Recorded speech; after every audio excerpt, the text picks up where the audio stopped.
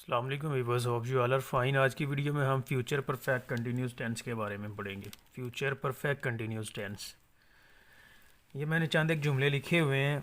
इससे हमें ये पता चलेगा कि इसके एंड पे क्या निशानी है, इस उर्दू में इसकी क्या पहचान बनती है। पहला जुमला है, मैं बच्चों को सुबह से पढ़ाता रहा हूँगा। आलिया 2 घंटों से कपड़े धोती रही होगी। वो कई हफ्तों से दरख्त काटते रहे होंगे। हम क्रिकेट खेलते रहे होंगे। ठीक है जी, इन तमाम टेंसेस सेंटेंसेस के एंड पे आ रहा है ता रहा होगा, ती रही होगी, ते रहे होंगे वगैरह। ठीक है जी, तो उर्दू में इसकी क्या पहचान बन रही है, इनके एंड पे आता है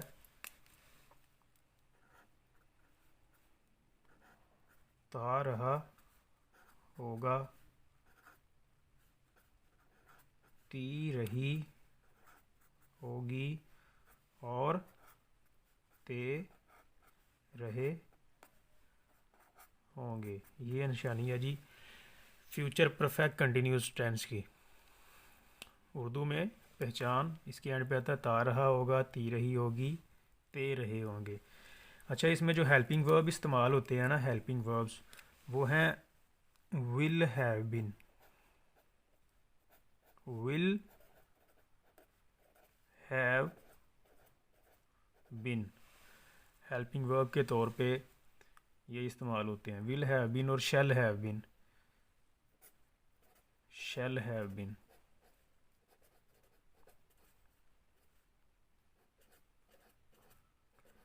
अब शैल हैव बिन का इस्तेमाल ख़त्म कर दिया गया है, तो हम तमाम फ़ाइलों के साथ विल हैव बिन का इस्तेमाल करते हुए फ़िक्रे बनाएंगे। ठीक है जी, आगे देखते हैं फॉर्म ऑफ वर्ब कौन सी इस्तेमाल होती है। जितने भी कंटिन्यूस के या परफेक्ट कंटिन्यूस के टेंसेस हैं, उनमें फॉर्म ऑफ वर्ब जो इस्तेमाल होती है वो फर्स्ट फॉर्म प्लस आईएनजी, यानी आईएनजी वाली फॉर्म इस्तेमाल होती है, जिसको प्रेजेंट पार्टिसिपल भी बोलते हैं। ठीक है जी, आईएनजी वाली फॉर्म। ठीक है, आगे सेंटेंस स्ट्रक्चर है जी इस टेंस का। सबसे पहले पॉजिटिव के जुमले में हमने सब्जेक्ट लगाना है, उसके बाद हेल्पिंग वर्ब लगाएंगे जो कि विल हैव बीन है, उसके बाद फॉर्म ऑफ वर्ब जो कि फर्स्ट है, फर्स्ट प्लस आईएनजी, उसके बाद ऑब्जेक्ट। इसी तरह नेगेटिव, सवालिया, मनफी और सवालिया, ये सीक्वेंस को फॉलो करते हुए हमने जुमले बनाने हैं। ठीक है जी, अब इस टेंस में वक्त ज़ाहिर करने के लिए सिंस और फॉर का इस्तेमाल करते हैं। वक्त ज़ाहिर करने के लिए सिंस और फॉर का इस्तेमाल करते हैं। सिंस वहाँ पे इस्तेमाल होता है जहाँ पे आगाज़ किया गया हो किसी काम का, जैसा कि सुबह से, शाम से, 1970 से, मंडे से, जनवरी से, 2 बजे से। ठीक है, ये मिसालें हैं। ठीक है, कि काम का आगाज़ कब हुआ, एग्जैक्ट हमें काम के आगाज़ का पता होता है। ठीक है, किसी दिन का नाम भी आ सकता है, जैसे मैंने मंडे लिखा हुआ है, और किसी महीने का नाम भी आ सकता है। इसी तरह 2 बजे से, 1 बजे से, 3 बजे से, 4 बजे से, इन सब के साथ हम सिंस का इस्तेमाल करेंगे। क्या करेंगे इस्तेमाल? सिंस। और फॉर कहाँ पे इस्तेमाल होगा? ये अरसे के लिए, कितने अरसे तक काम जारी रहा, कितने अरसे से काम जारी है, जैसे 2 घंटों से, कई हफ्तों से, 4 महीनों से, लंबे अरसे से वगैरह। ठीक है जी, तो हमने उर्दू में इसकी पहचान पढ़ ली। हेल्पिंग वर्ब कौन से इस्तेमाल होते हैं, will have been. Form of verb कौन सी इस्तेमाल होती है। आगे पॉजिटिव, नेगेटिव, इंटेरोगेटिव, नेगेटिव और इंटेरोगेटिव, इस सीक्वेंस को फॉलो करते हुए हमने सब्जेक्ट, हेल्पिंग वर्ब, वर्ब और ऑब्जेक्ट का इस्तेमाल करते हुए जुमले बनाने हैं। फिर हमने सिंस और फॉर देखा हमने किनके साथ लगाना है।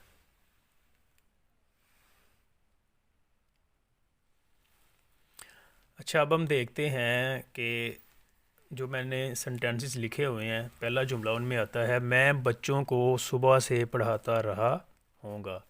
इसकी इंग्लिश करते हैं जी। मैं बच्चों को सुबह से पढ़ाता रहा हूँगा, कैसे होगी इसकी इंग्लिश? सबसे पहले सब्जेक्ट लगाएंगे, फिर helping verb I will have been teaching the students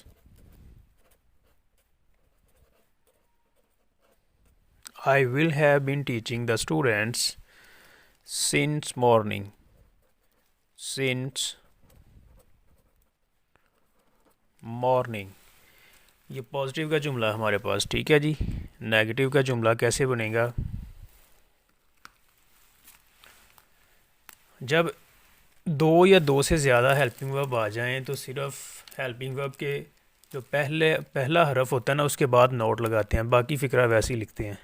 negative इसका बनेगा I will not have been teaching the students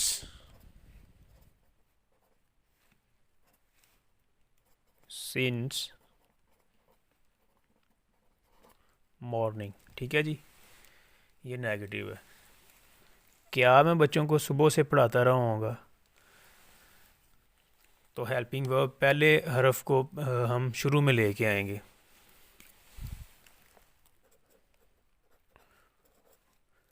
will I have been teaching the students since morning.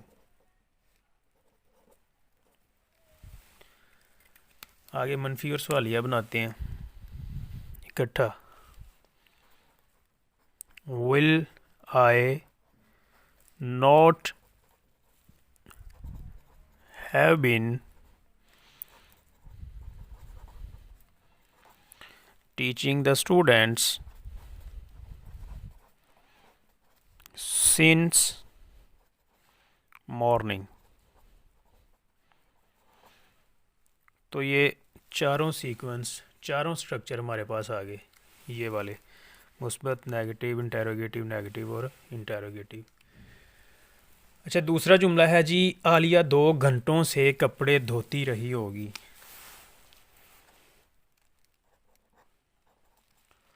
Alia 2 घंटों से कपड़े धोती रही होगी।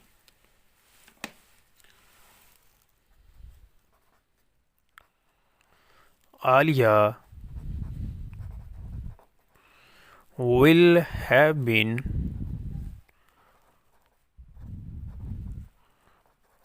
washing the clothes for 2 hours. For 2 hours.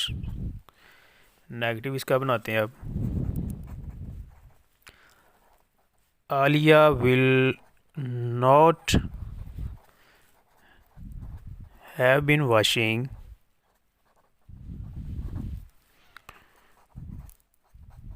the clothes for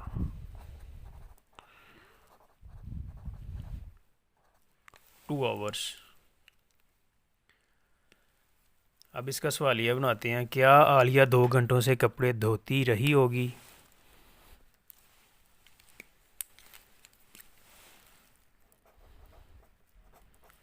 Will Alia have been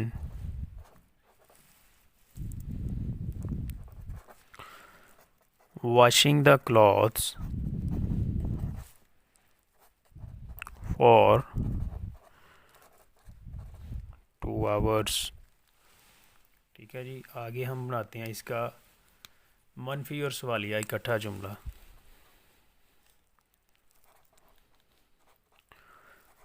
Will Alia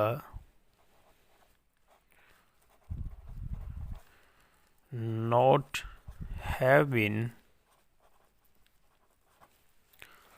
washing the clothes for 2 hours। ठीक है जी। तीसरा जुमला हमारे पास है, वो कई हफ्तों से दरख्त काटते रहे होंगे। वो कई हफ्तों से दरख्त काटते रहे होंगे।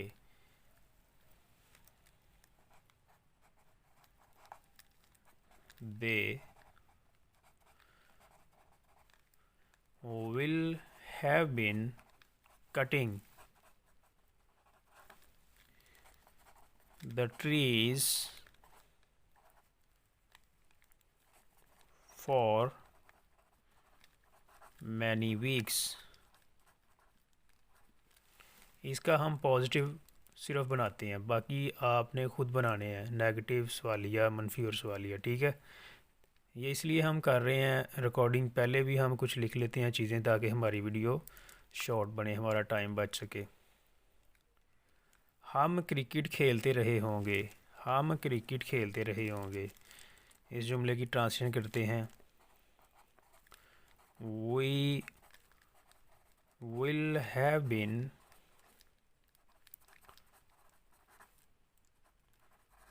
playing cricket. अब जिस जुमले में वक्त का जिक्र ना किया जाए वहाँ पे सिंस और फॉर लगाने की ज़रूरत नहीं होती। इसका भी हमने सिर्फ पॉजिटिव का जुमला बनाया, बाकी जो तीनों सीक्वेंस इन दोनों के रहते हैं आप लोगों ने ख़ुद बनाने हैं ताकि आपकी प्रैक्टिस भी हो सके। अगर किसी चीज़ में कन्फ्यूजन हो तो आप लोग कमेंट सेक्शन में पूछ सकते हैं, या इस नंबर पे व्हाट्सएप नंबर है, आप लोग रब्ता कर सकते हैं। Thanks for watching video. अल्लाह हाफिज़।